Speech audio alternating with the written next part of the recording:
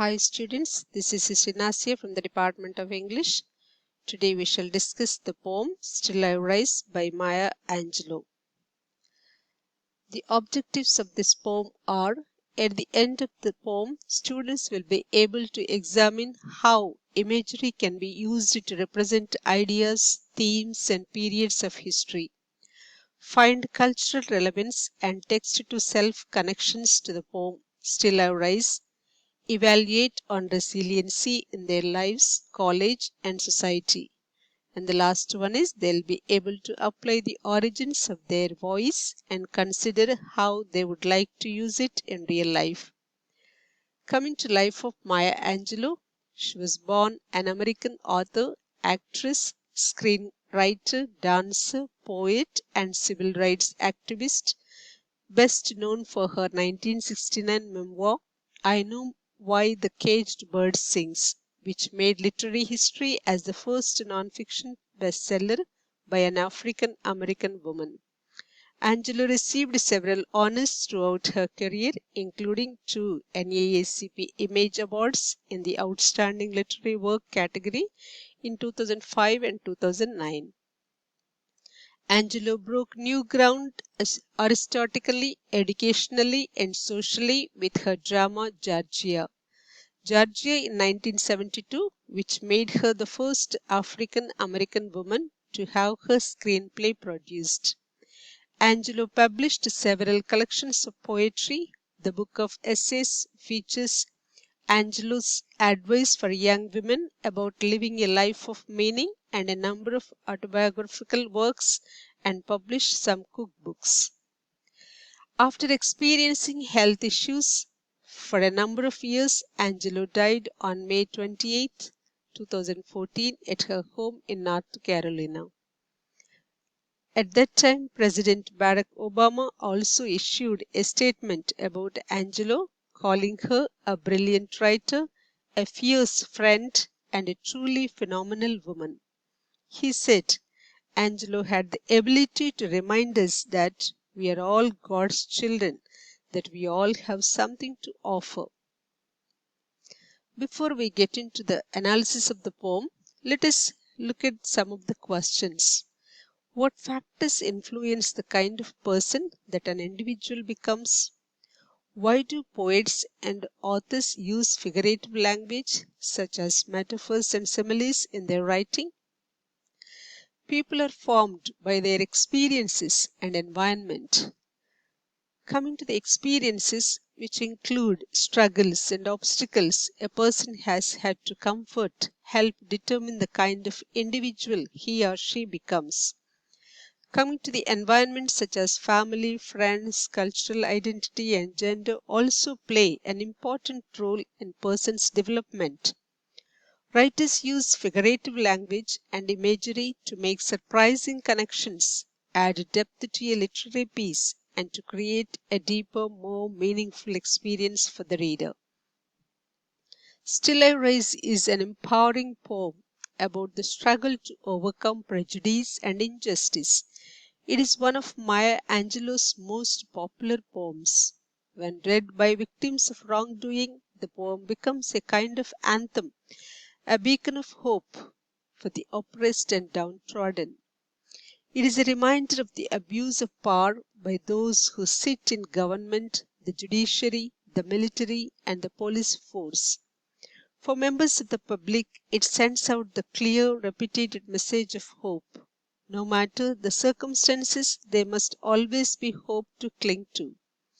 This poem is packed full of figurative language. It functions as a sort of secular hymn to the oppressed and abused. The message is loud and clear. No matter the cruelty, regardless of method and circumstance, the victim will rise up, the slave will overcome adversity. It's a wonder that Nelson Mandela read this poem at his inaugural session in 1994, having spent 27 years in prison. Although written with black slavery and civil rights issues in mind, Still I Rise is universal in its appeal. Any innocent, individual, any minority, or any nation subjected to oppression or abuse could understand the underlying theme. Don't give in to torture, bullying, humiliation, and injustice. Coming to part 2, we shall look into the synopsis of the poem Still I Rise. Maya Angelou writes about racism and slavery in this poem about rising above hatred. The poem simply speaks about people putting her down for various reasons and her getting back up. Essentially, she is saying, whatever doesn't kill me makes me stronger. She goes on to say that she is proud of the body she was given by her ancestors. The first stanza, you may write me down in history with your bitter, twisted lies. You may trod me in the very dirt, but still, like dust I will rise, has dual meaning. The first meaning is that of a more personal nature. The author is speaking to an acquaintance about how the person left her behind and is now bringing down her name. The author concludes by stating she will rise above the dirtiness of the acquaintance. As for a more general meaning, the author is speaking towards a collective you and history of humankind, lying about black Americans and their treatment. The next 2 stanzas focus on the author upsetting the acquaintance by being so lively. Of course, the author says, Still I will rise. The next 2 stanzas ask the reader if they are upset about how she isn't broken and sad, but instead proud. She states that the reader shouldn't take it so hard because she is laughing. Following up with this is another stanza focusing on the foul language being used against her. She writes that even though they hurt, she will rise above it. Does my sexiness upset you? Opens the next set of lines. She is basically just stating how sexy she thinks she is throughout these 4 lines. The last 2 paragraphs speak about the history of African Americans through slavery and how horrible it was. She follows it by stating how she is proud of her body and what she accomplished is what slaves dreamed of doing. Those years of slavery were like a night of fear and darkness. They made past it into a day of glory where freedom awaits them. This is a gift from the poet's ancestors, the fruit of their struggles. The new generation is the culmination of their dreams and would struggle harder than them to take their race to new heights. This rise is unstoppable. Coming to the themes of Still I Rise, it is primarily about self-respect and confidence. In the poem, Angelo reveals how she overcomes anything through her self-esteem. She shows how nothing can get her down. She rises to any occasion and nothing, not even her skin color, will hold her back. Maya Angelou describes various situations of oppression in terms of racism, criticism, sexism, and other personal obstacles in one's life and how he overcomes each one of them with pride and grace. One may also say that Maya Angelou is explaining the hardships she had to overcome, just like any other American African woman. Although slavery had been long abolished, Angelo saw its effects on society and the African American people. This poem is her declaration that she, for one, would not allow the half hatefulness of society to determine her own success. It is not only a proclamation of her own determination to rise above society, but was also a call to others to live above the society in which they were brought up.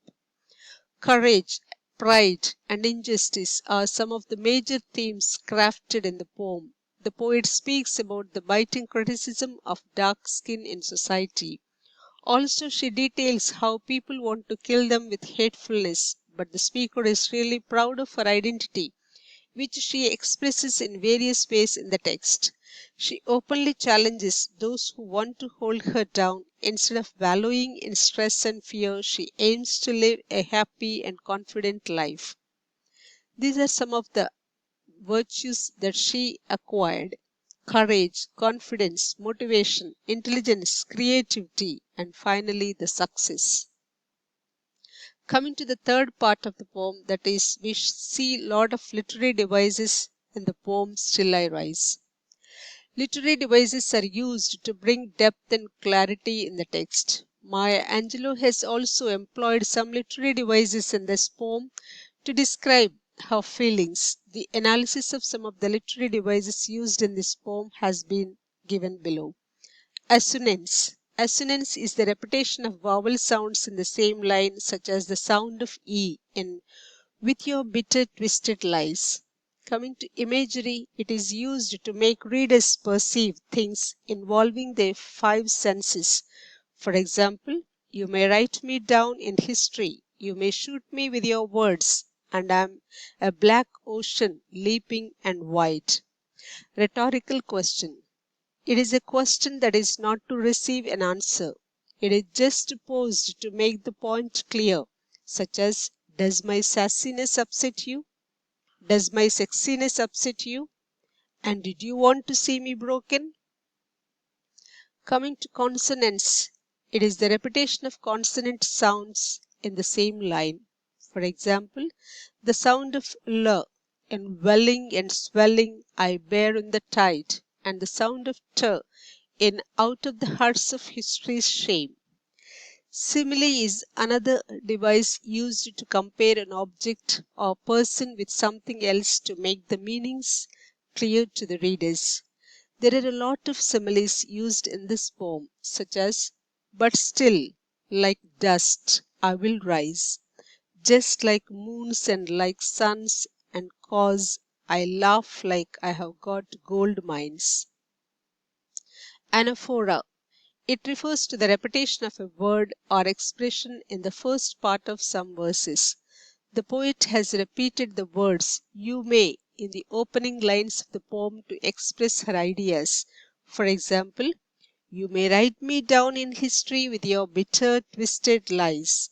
You may trod me in the very dirt, but still, like dust, I will rise.